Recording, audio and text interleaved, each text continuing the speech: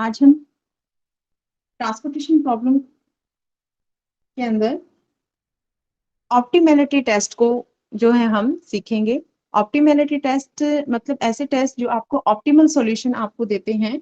तो जैसा कि हम प्रीवियस लेक्चर्स में हम सॉल्व कर चुके हैं कि ट्रांसपोर्टेशन प्रॉब्लम्स के हम 3 मेथड्स कर चुके हैं जो कि आपको क्या देते हैं, इनिशियल बेसिक फिजिबल सॉल्यूशन देते हैं। और बेटा आप अच्छे से जानते हो कि इनिशियल बेसिक फिजिबल सॉल्यूशन ही या तो हमारे ऑप्टिमल सॉल्यूशन होते हैं या फिर उन्हें इम्प्रूव करके हम उनको ऑप्टिमल सॉल्यूशन बनाते हैं। ओके, वो हमारा स्टार्टिंग स्टेप था।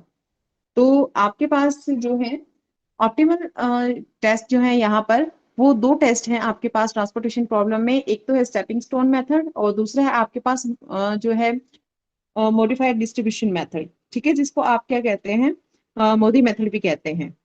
ठीक है, तो यहाँ पर जो है बेटा आपके पास जो है सबसे पहले इन दोनों मेथड्स को लगाने से पहले आपको ऑप्टिमेलिटी कंडीशंस चेक करनी होती हैं। ऐसा नहीं है आपके पास कि आप डायरेक्ट इन मेथड्स को अप्लाई कर सकते हैं। एक्चुअली क्या है, आपका सबसे पहला काम तो हमारा क्या होता है बेटा, जो गिवन ट्रांसपोर्टेशन प्रॉब्लम है उसके आप ट्रांसपोर्टेशन टेबल लें और आप किसी भी एक मेथड से आप क्या करें, उसका इनिशियल बेसिक फिजिबल सॉल्यूशन आप निकालें। अगर आपको मेंशन किया जाता है कि प्रॉपर इसी मेथड का यूज कीजिए तो फिर तो आप जो बाउंडेशन आपके पास होती है कि आपको वही पर्टिकुलर मेथड आपको लगाना है, अदरवाइज आप फ्री होते हैं।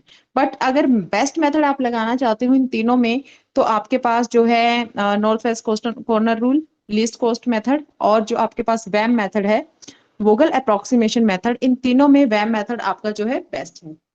ओके, हम कंपैरिजन भी कर चुके हैं अपने प्रीवियस लेक्चर में कि इसमें जो है लीस्ट कॉस्ट आपके पास निकल के आती है as comparison to other 2 methods. ठीक है, तो आपका फर्स्ट स्टेप क्या हुआ, ट्रांसपोर्टेशन प्रॉब्लम का किसी भी एक मेथड का यूज करके, ठीक है, आप क्या करें, उसका इनिशियल बेसिक फिजिबल सॉल्यूशन आप उसका जो है डेवलप करें। अब बेटा इनिशियल बेसिक फिजिबल सॉल्यूशन तो डेवलप हो गया है, अब आपको निकालना है इसका ऑप्टिमल सॉल्यूशन।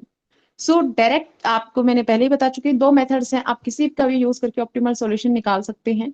लेकिन इन दोनों को अप्लाई करने से पहले सबसे पहले हमें क्या करना होगा, ऑप्टिमलिटी के टेस्ट लगाने के लिए आपको देखना होगा कि आपके जो इनिशियल बेसिक फिजिबल सॉल्यूशन जो आपका निकला है, जो आपके पास है, वो उस पर आप ऑप्टिमलिटी टेस्ट जो है अप्लाई कर भी सकते हो या नहीं। तो आपके पास क्या है, सबसे पहले क्या आपका स्टेप होगा, अब सॉल्यूशन निकालने के बाद इनिशियल वाला, you have to check some conditions on that solution। ठीक है, आपको कुछ कंडीशंस चेक करनी होंगी, उसको आप कहते हैं टेस्ट फॉर ऑप्टिमैलिटी। क्या आप कहते हैं, ठीक है, उससे बेटा हम कहते हैं टेस्ट फॉर ऑप्टिमैलिटी।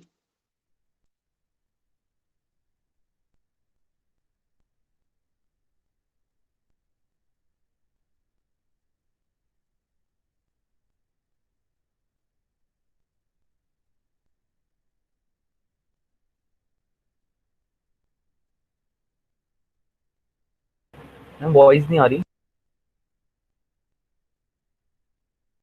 यस बेटा, टेस्ट फॉर ऑप्टिमैलिटी फर्स्ट जो आपके पास कंडीशन होती है कि आपको ये चेक करना होता है कि आप अपना जो है लगा सकते हैं कि नहीं टेस्ट।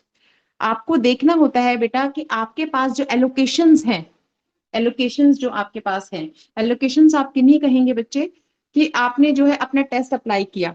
मैंने एक एग्जांपल लिख करके रखा है यहाँ पर, यस, ये रहा। ठीक है,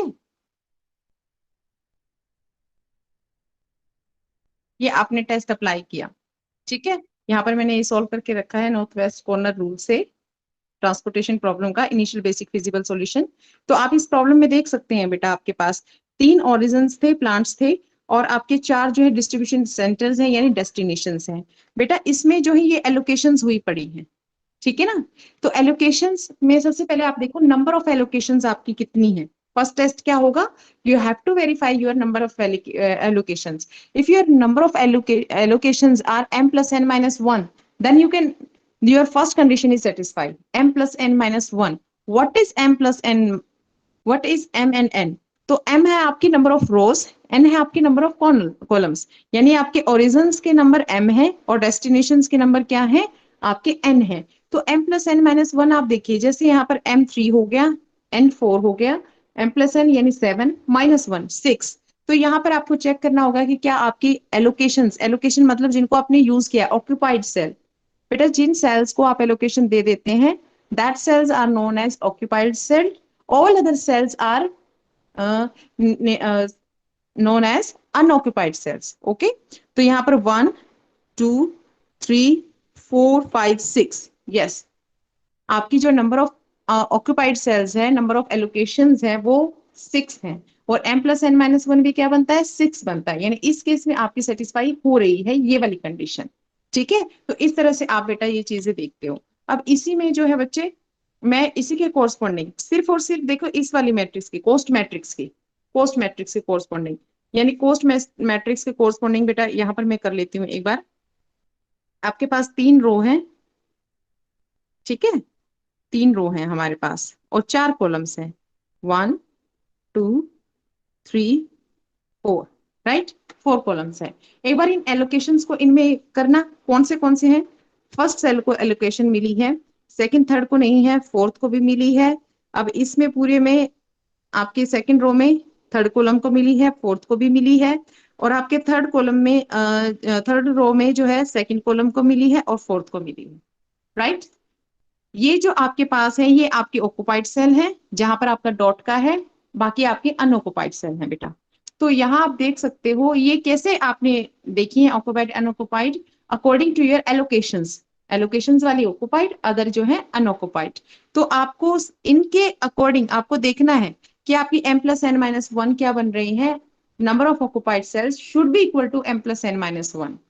ठीक है, अगर वो उसके इक्वल नहीं है तो आप अपना ऑप्टिमलिटी टेस्ट नहीं लगा सकते हैं। अगर उससे कम है तो आपको पहले एलोकेशंस को उनके इक्वल बनाना होगा। ठीक है, तो ये हमारी है फर्स्ट कंडीशन बेटा। उसके बाद हम अपनी सेकंड कंडीशन हम अपनी देखते हैं। हमारी सेकंड कंडीशन क्या होनी चाहिए, जो सेकंड कंडीशन है, फर्स्ट कंडीशन एक बार मैं लिख देती हूँ, exactly exactly m+n-1 allocations should be there, should be there। ठीक है ना, m आपका क्या है, रोज, मतलब नंबर ऑफ रोज, ओके बेटा, नंबर ऑफ रोज। n आपका क्या है, नंबर ऑफ कॉलम्स, ठीक है, in the given transportation table. Second जो हमारे पास है कंडीशन वो है, these allocations these allocations should be independent, are independent। ये कॉन्सेप्ट बहुत इंपॉर्टेंट है। कैसे हम कहते हैं कि गिवन आपकी जो एलोकेशंस वो डिपेंडेंट है या इंडिपेंडेंट है। ठीक है, तो यहाँ पर जो है आपके पास बेटा एलोकेशंस के कि आपकी डिपेंडेंट है या इंडिपेंडेंट है, इसके लिए हम यहाँ पर देखते हैं, आपका सेल्स, ऑक्युपाइड सेल्स की मैट्रिक्स आप बनाते हैं, जैसे हमने यहाँ बनाई हुई है, क्लियरली शो हो रही है ना आपको। देखो यहाँ पर ऑक्युपाइड के अकॉर्डिंग हमने ये वाला बना लिया है। आपको हमेशा ही ये चेक करने के लिए कि आपकी एलोकेशंस डिपेंडेंट है या इंडिपेंडेंट, आपको अलग से उसके कोरस्पॉन्डिंग इस तरह से जो है मैट्रिक्स बना के देखनी पड़ेगी। अब इस मैट्रिक्स के अंदर हमें क्या करना है, हमें एक लूप ड्रॉ करना है, क्लोज्ड लूप। ठीक है, क्लोज लूप ड्रा करना है बाय यूजिंग एलोकेटेड सेल्स। ठीक है, आपको सिर्फ हॉरिजॉन्टल और वर्टिकल लाइंस का यूज करके आपको एक क्लोज्ड लूप आपको जो है ड्रॉ करना है, जो कम से कम 3 एलोकेशंस को तो आपकी जो है कवर करें। ठीक है बेटा, मैं फिर से रिपीट करती हूँ, आपको क्या करना है, आपको जो है एक क्लोज्ड लूप आपको ड्रॉ करना है।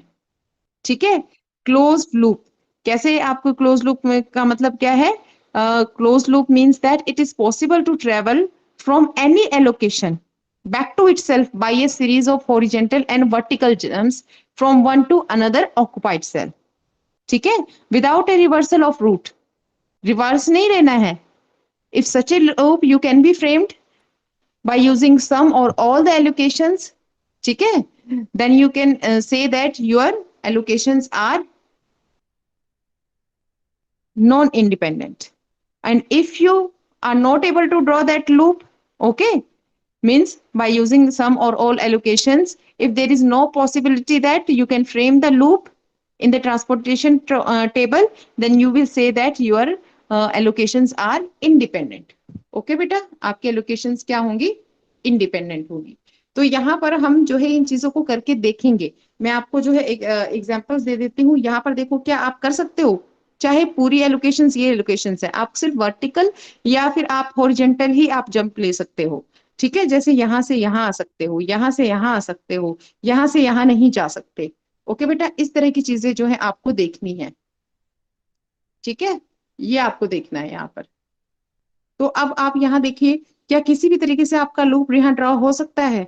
सिर्फ हॉरिजेंटल या वर्टिकल लाइंस को ड्रॉ यूज करके। कम से कम आपको मिनिमम 3 एलोकेशंस तो यहाँ पर यूज करनी ही होगी। हम ये नहीं कह रहे कि सारी एलोकेशन यूज करो, कुछ को कर लो। चाहे आप इन दोनों को करोगे तो भी आपको जो है यहाँ तक तो आ जाते हो, लेकिन फिर आपको इसकी जरूरत पड़ेगी। इनको करते हो तो भी आप यहाँ आओगे, फिर आपकी हॉरिजेंटल या वर्टिकल लाइन नहीं है। तो यहाँ पर किसी भी तरह से आप क्या नहीं कर पा रहे हो बेटा, आप एक क्लोज लूप जो है आप ड्रॉ नहीं कर पा रहे हो। ठीक है, तो आपके पास जो है यहाँ पर इस तरीके से क्या है, हमारे पास लूप ड्रॉ नहीं हो पा रहा है। देयरफॉर आपके पास ये क्या है, आपकी इंडिपेंडेंट एलोकेशंस है। मैं और भी एग्जांपल्स आपको देती हूँ बेटा, ताकि आपको क्लियर हो जाए कि कैसे आप एलोकेशंस को डिपेंडेंट या इंडिपेंडेंट आप कहते हैं। ठीक है, यहाँ पर मैं ये ड्रॉ कर रही हूँ। आपके पास 4 1 2 3 4 जो है हमारे पास ये बन जाए। ठीक है बेटा, और 4 ही हमारे पास कॉलम्स हैं, 1 2 3 4। एलोकेशंस मैं ऐसे लिख देती हूँ, एलोकेशंस के अकॉर्डिंग ही हम यहाँ पर डॉट लगाते हैं, जिसको यूज करते हैं हम। ठीक है बेटे, तो ये मैंने यहाँ पर कर दिया है।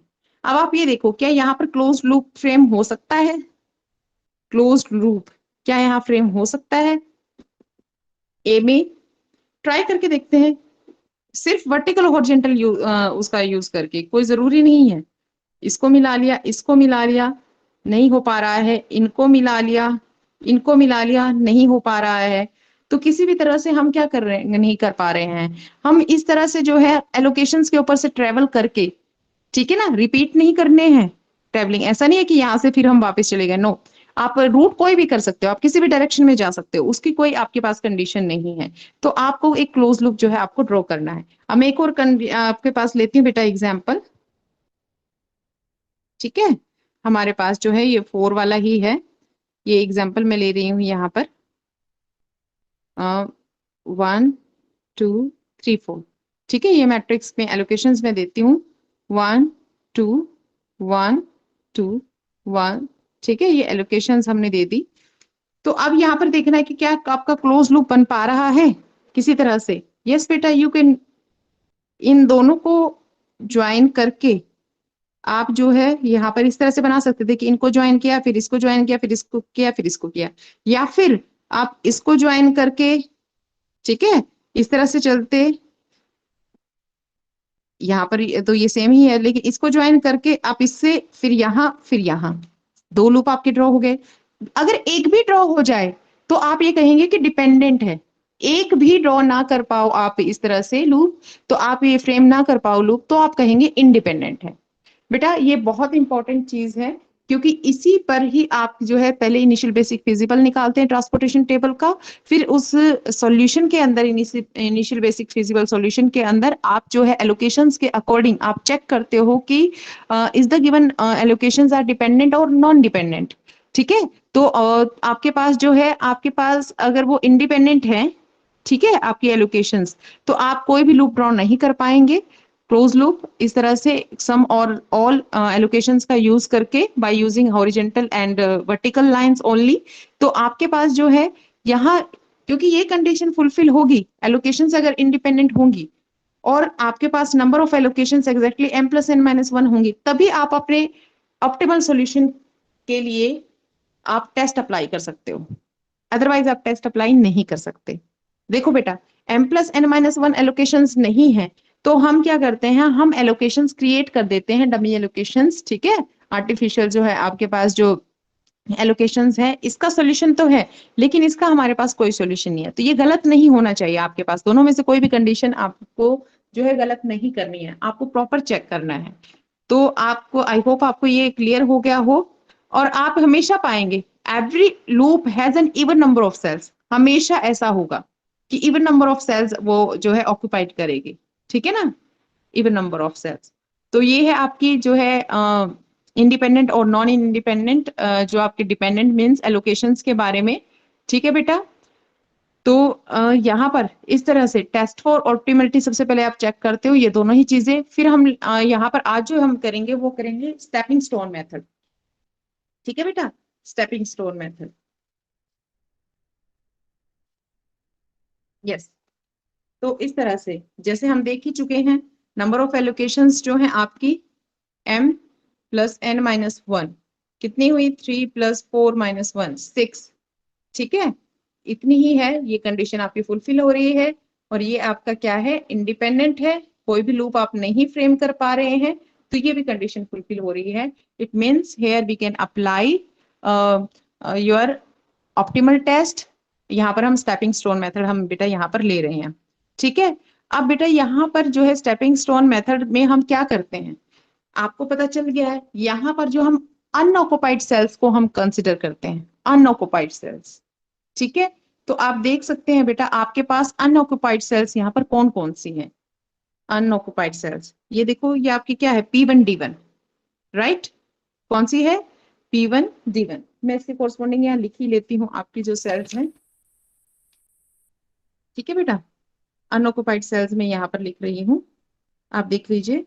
फर्स्ट सेल जो आपके पास है P1D1, राइट।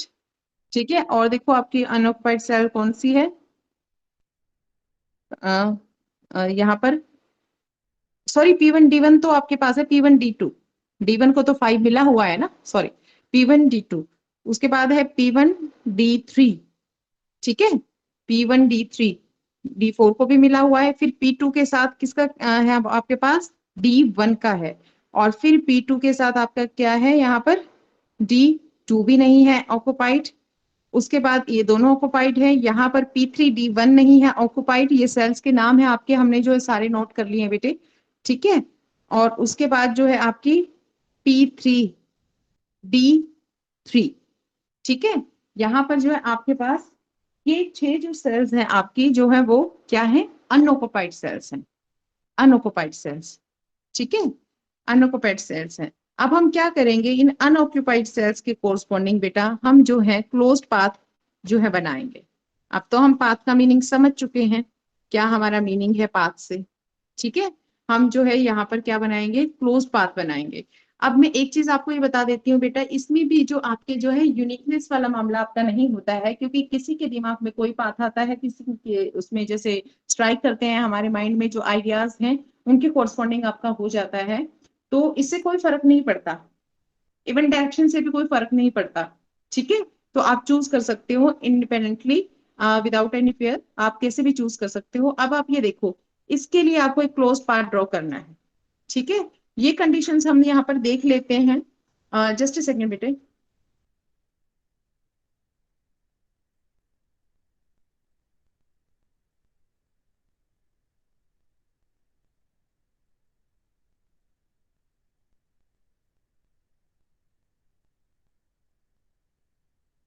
यस, तो हम हर एक के लिए क्लोज पाथ जो है अपना जो है बेटा यहाँ पर जो है ड्रॉ करेंगे, और क्लोज पाथ अनऑक्युपाइड सेल्स के लिए आप बनाते हैं। ठीक है, अब यहाँ पर मैं आपको बता देती हूँ कैसे हम करेंगे। We have to make close path so that each path contains at least 3 occupied cells. तो जो आपका पाथ होगा वो कम से कम 3, जो हम अनऑक्युपाइड सेल्स के लिए बनाएंगे कम से कम 3 ऑक्युपाइड जो सेल्स को है, ऑक्युपाइड सेल्स को कवर जरूर करेगा। ठीक है ना। We also have to evaluate the net change in the cost for each and every unoccupied cells. तो यहाँ पर ये पहले तो हम पाथ लिख लेते हैं हर एक के लिए। ठीक है, आप देख सकते हैं बेटा, एक क्लोज पाथ, आप यहाँ 3 आपको अनऑक्युपाइड जो है वो ऑक्युपाइड सेल्स आप कवर करने हैं। यहाँ पर आप सोच सकते हैं, यहाँ से अगर हम चलते हैं 1 2 3, ठीक है, और फिर आप वापस आपके पास आ गए हैं, तो हम इस तरह से लिख सकते हैं, नीचे से भी आ सकते हैं।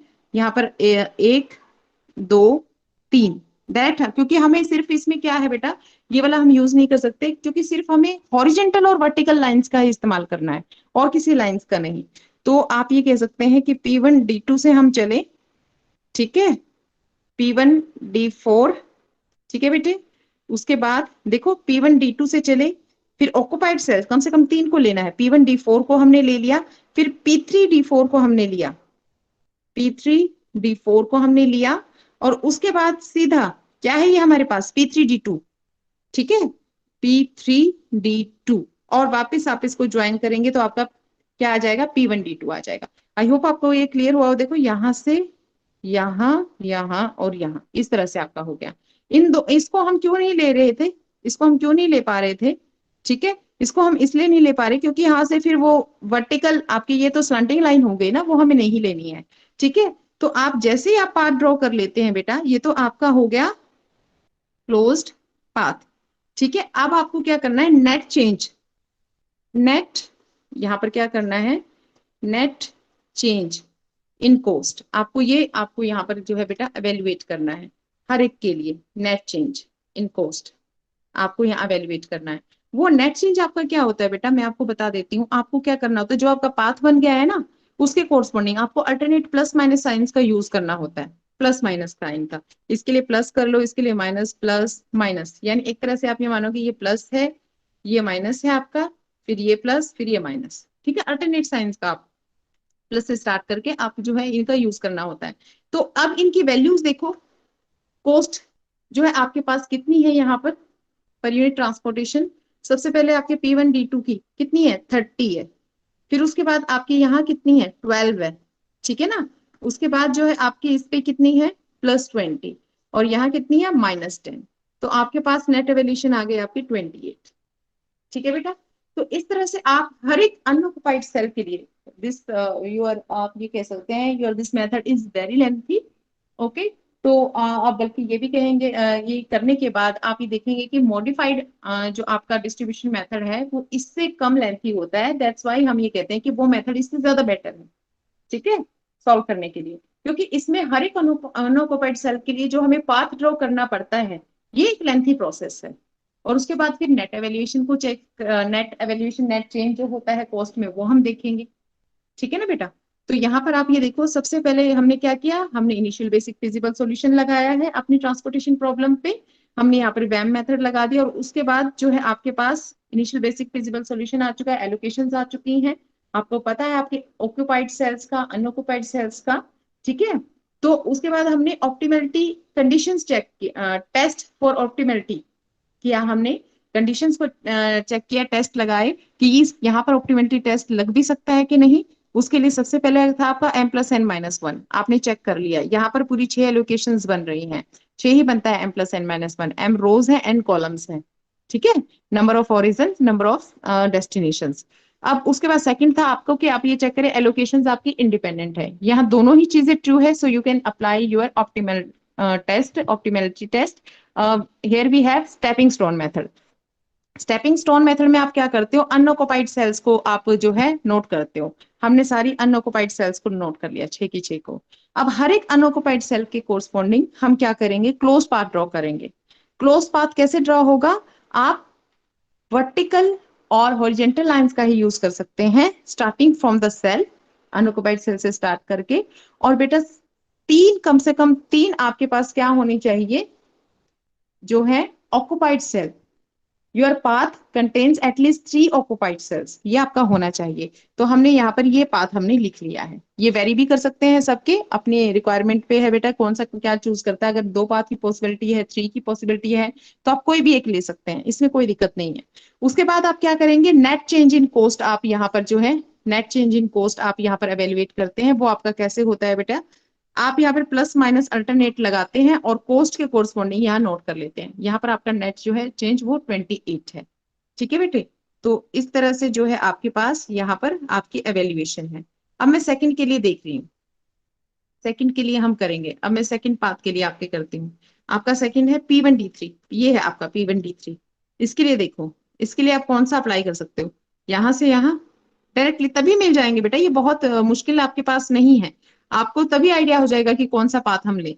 तो मैं फटाफट यहाँ नोट कर देती हूँ, P1D3 से हमने स्टार्ट किया, राइट, फिर हम गए P1D4 पर, उसके बाद जो है हम नेक्स्ट ही P2D4 पे आ जाएंगे, ठीक है। फिर नेक्स्ट आपके पास क्या है यहाँ पर, देखो P2D3, ये आपके कंप्लीट कर देगा ये वाला पार्ट जो है, इसके कॉरस्पॉन्डिंग वही plus minus net change net evaluation आपकी जो है बेटे, और ये आपकी क्या बन जाएगी उसको आप लिख सकते हैं यहाँ पर, क्या आपकी नेट एवेल्युएशन बन जाएगी, देखो P1D3 प्लस है P1D3 50, माइनस है आपका P1D4, ये क्या है हमारा 12, P2D4 प्लस कितना है 60, तो उसके बाद है P2D3, कॉस्ट लिखना है बेटा, ये तो सर्कल के अंदर तो नंबर ऑफ एलोकेशंस हैं, कितनी यूनिट्स हमने एलोकेट की। ओके बेटे, तो यहाँ पर आप देखो P2D4 60 हमने लिख लिया, माइनस P2D3 ये है 40। ठीक है, इस तरह से जो है बेटा हम यहाँ पर क्या करेंगे, अपनी सारी की सारी नेट एवेल्युएशन जो है यहाँ पर हम यहाँ पर कैलकुलेट कर लेंगे। ओके, सारी नेट एवेल्युएशंस को कैलकुलेट कर लेंगे, इट विल बिकम 58। ठीक है, अब मैं यहाँ पे सारा ये एक बार नोट कर देती हूँ आपके पास कि क्या है हमारे पास ये जो एलोकेशंस हैं। ठीक है, यहाँ मैं सारा का सारा यहाँ पर नोट कर देती हूँ, पाथ आपके P2D1 P1D1 P1D4 P2D4।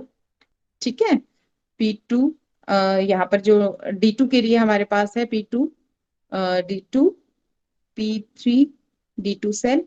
ठीक है, P3D4 P2D4, ये सबके लिए पाथ है जो हम देख रहे हैं, आप चेक कर सकते हैं बेटा किसी भी एक को लेकर के, ये क्लोज्ड आपके बनेंगे पाथ, और जो है आपके वापस इसी सेल पे आएंगे, और तीन कम से कम आपके पास ये है जो कवर करेंगे। हमने शॉर्टेस्ट पाथ ही नोट किए हैं, बड़े वाले लिखे ही नहीं है। ठीक है, क्योंकि जितना लंबा पाथ लेंगे उतनी कैलकुलेशन हमारी ही बढ़ने वाली है, तो जितना हो सके शॉर्टेस्ट पाथ अपना बेटा यहाँ पर जो है आप नोट करो, और उनके कॉरस्पॉन्डिंग जो है अपनी एवेल्युएशन देख लो। ठीक है, यहाँ पर जैसे 70 19 प्लस 12 माइनस 60 ये 3 आ जाती है हमारी, 30 माइनस 10 प्लस 20 माइनस 60 ये माइनस 20 आ जाती है, 40 माइनस 19 प्लस 12 माइनस 20 ये 13 आ जाएगी, और यहाँ 60 माइनस 40 प्लस 60 माइनस 20 ये 60 आ जाएगी। ठीक है, तो बेटा आफ्टर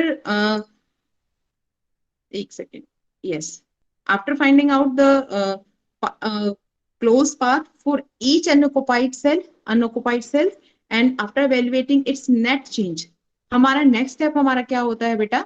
ठीक है, नेट चेंज निकलने के बाद हम यहाँ पर क्या देखेंगे, हम जो अपनी कंप्यूटेशन के बाद, ठीक है, जो हमने यहाँ पर कैलकुलेशन की है, उस कैलकुलेशन के बाद हम यहाँ पर क्या करेंगे, जो कॉस्ट हमारे पास आ गई है हम चेक करेंगे, हम ये चेक करेंगे कि if the change net change all the net change are positive or zero means we have been arrived at the optimal solution।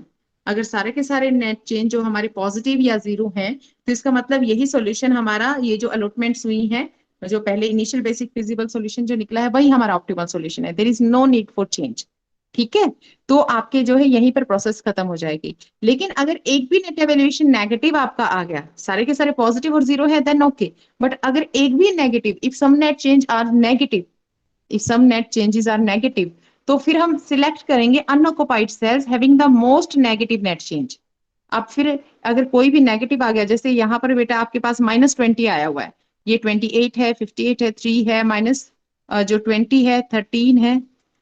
ठीक है बेटा, 13 है 60 है, यहाँ -20 आया हुआ है, यानी एक हमारे पास नेगेटिव है। अगर ज्यादा नेगेटिव होते तो हम मोस्ट नेगेटिव देखते।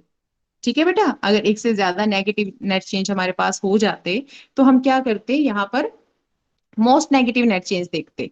और अगर आपके पास दो नेगेटिव वैल्यूज आ जाती, सारे की सारी आपके पास हो सकती है ना, दो नेगेटिव वैल्यूज आ जाती, तो हम क्या करते, select the one that results in moving more units into the selected unoccupied cells with minimum cost. वो चीज हम अभी डिस्कस कर लेंगे इसके अंदर। ठीक है, कि कैसे हम देखें दो आ जाए तो कौन सा जो है ज्यादा मिनिमम कॉस्ट हमें देगा, क्योंकि टारगेट यही है कॉस्ट को मिनिमाइज करना।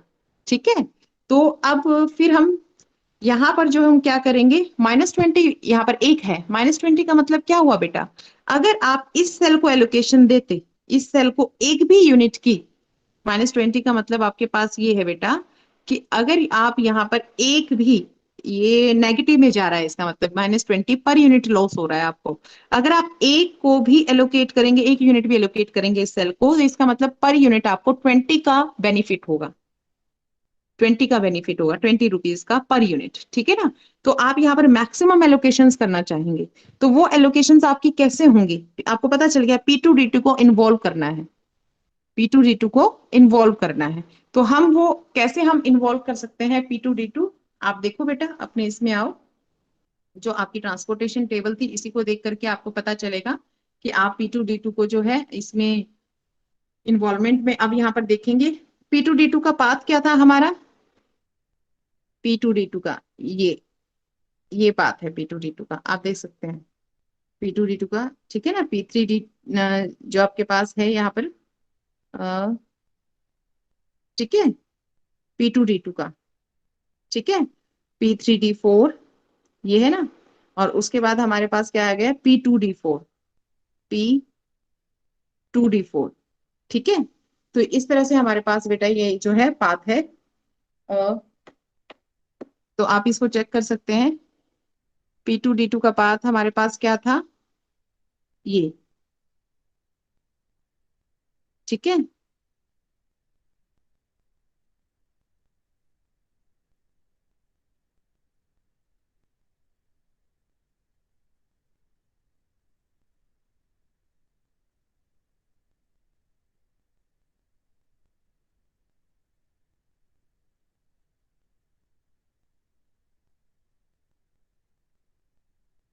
ओके बेटा, ये मैं आपको पहले ही कह चुके हैं बेटा, आप इस तरफ से जाइए या आप इस तरफ से, इससे कोई फर्क नहीं पड़ेगा, समझ गए आप मेरी बात को। हमने जो पाथ लिखा है वो ये लिखा है P2D2, ठीक है, P3D2, फिर उसके बाद हमारे पास है बेटा P3D4, देन P2D4। हम इस तरफ से ऐसे आए हैं, चाहे आप ऐसे आइए या ऐसे आइए, इससे कोई फर्क नहीं पड़ेगा आपके एलोकेशंस पे, ठीक है। ये हमारे पास अंडर कंसिडरेशन है। अब इसमें आपको एलोकेटेड नजर आ रहे हैं बेटा, आपको एलोकेटेड नजर आ रहे हैं। यहाँ पर आपको कितनी एलोकेशंस थी, 8 कर रखी थी आपने, यहाँ पर आपने 1 कर रखी थी, यहाँ 3 कर रखी थी, ठीक है, और आप यहाँ पर 7 थी। आप यहाँ देख सकते हैं बेटा कि आपके पास जो है 10 एलोकेशंस मैक्सिमम यहाँ से हो सकती हैं, 10 यहाँ पर मैक्सिमम हो सकती हैं, ठीक है। आपको इन्हीं तीनों का 8 10 3, इन्हीं तीनों में से आपको जो है सिलेक्ट करना होता है। आप कैसे सिलेक्ट करते हो, आप जो नेगेटिव वाले उस पे होते हैं ना, ये प्लस होता है आपका, ये नेगेटिव, ये प्लस, ये नेगेटिव, नेगेटिव वाले में जो आपकी एलोकेशन है, जैसे यहाँ पर है 8 और 3, इस पर ध्यान दो बेटा। एलोकेशन आप कैसे करोगे, नेगेटिव वाले में 8 और 3 एलोकेशन है, ठीक है। इनमें से आप जितनी कर सकते हो, इनमें से आप जो है जितनी कर सकते हो, ठीक है। आप ये सोचोगे मैम हम 8 कर देते हैं, नहीं बेटा, आपको कई चीजों का ध्यान रखना होगा। क्या ध्यान आपको रखना होगा, you can't change availability, number of availabilities, you can't change the demand as well, right. ना ही तो हम डिमांड को चेंज कर सकते हैं, ना ही हम अवेलेबिलिटी को चेंज कर सकते हैं। तो हमें इस तरह से एलोकेशंस करनी होंगी कि दोनों ही चीजें, इस तरह से मैक्सिमम एलोकेशंस करनी होंगी कि दोनों ही चीजें अनअफेक्टेड रहें, एज इट इज रहें। तो आप यहाँ पर देखिए, अगर आप यहाँ पर 3 कर देते हैं तो 7 + 3 10 एज इट इज रहेगा, यहां से लेकर के यहाँ। और आप यहाँ पर ये पाएंगे बेटा, आपके पास यहाँ 3 करने के बाद यहाँ 3 एलोकेशंस आपकी जो हो जाएंगी, तो आप यहाँ पर जो है एलोकेशंस जो है आपके पास, आप देखो क्योंकि 8 ही मैक्सिमम है, यानी यहाँ एलोकेशन से 8 नहीं रह सकती, ये आपकी 5 होंगी फिर, राइट। जैसे ही आप इसको 3 एलोकेशंस देते हैं तो ये एलोकेशंस आपकी 5 हो जाएंगी, ठीक है। आपकी सारे एलोकेशंस इसके कोरस्पॉन्डिंग चेंज होंगी, ठीक है ना। वैसे आपके पास बहुत ही शॉर्टकट भी है आपके पास कि ये माइनस माइनस वाली आप देख लो, इनमें जो मिनिमम वैल्यू होती है वो हम इसको एलोकेट कर देंगे और उसके कॉरस्पॉन्डिंग चेंजेस को हम नोट कर लेंगे, ठीक है बेटा। तो यहाँ पर मैं एक बार लिख देती हूँ आपको कि क्या चेंजेस आपके पास बनेंगे, ठीक है। ये छोटा सा जो आपका लूप है, यहाँ पर आप देख सकते हैं, ये मैं यहाँ बना देती हूँ। यहाँ पर आपकी ये एलोकेशन प्लस वाली है, ये आपकी माइनस वाली एलोकेशन है जिसको 8 दिया हुआ है हमने, और ये भी हमारी प्लस वाली एलोकेशन है जिसको 10 दिया हुआ है, और ये 3 वाली एलोकेशन है जिसको माइनस दिया हुआ है, ठीक है बेटा।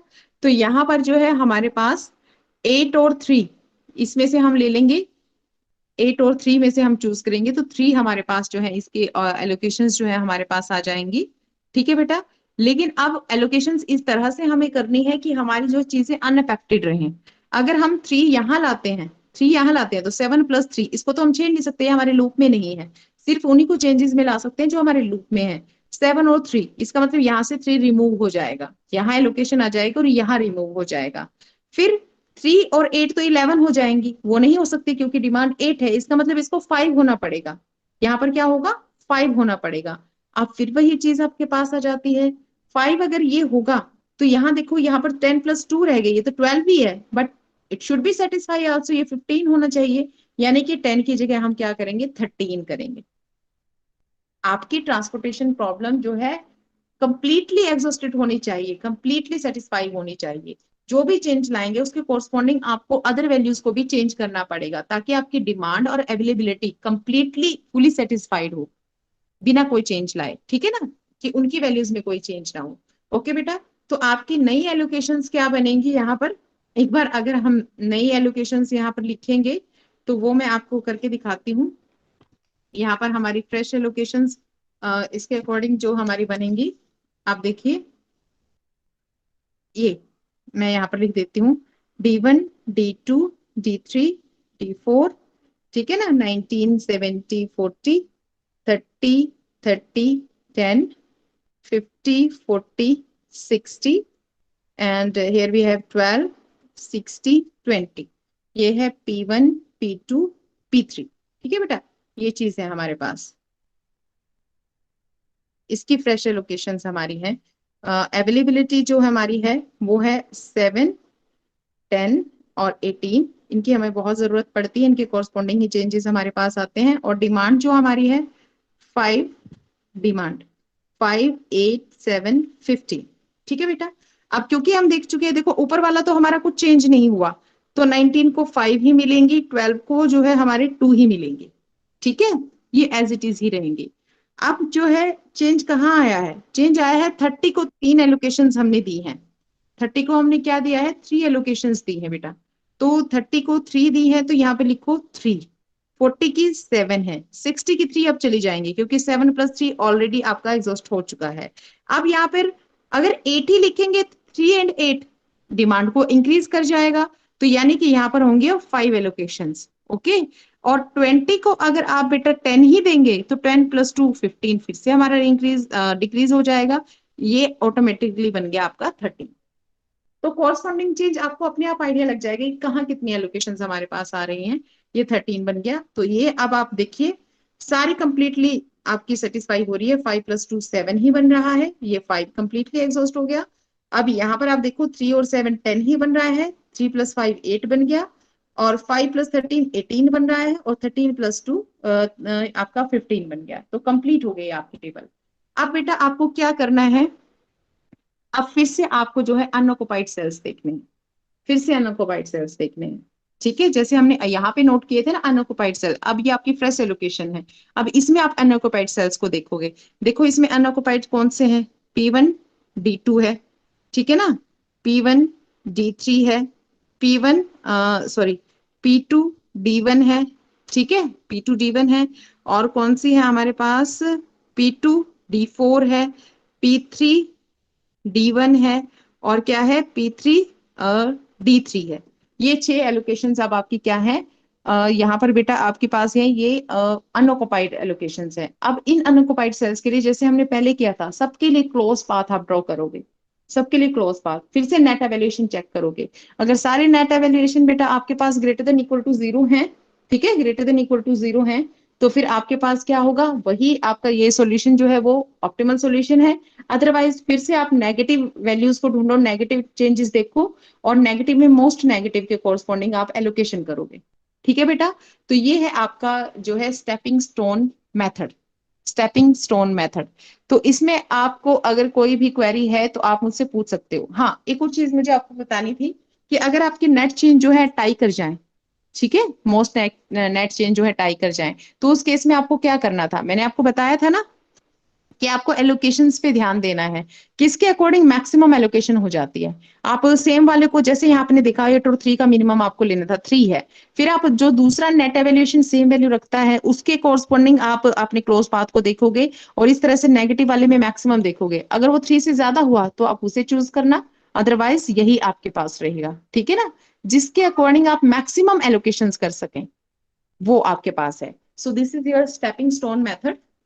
आई होप ये आपको क्लियर हुआ हो। यस बेटा, स्टेप्स क्लियर हुए हैं स्टूडेंट्स?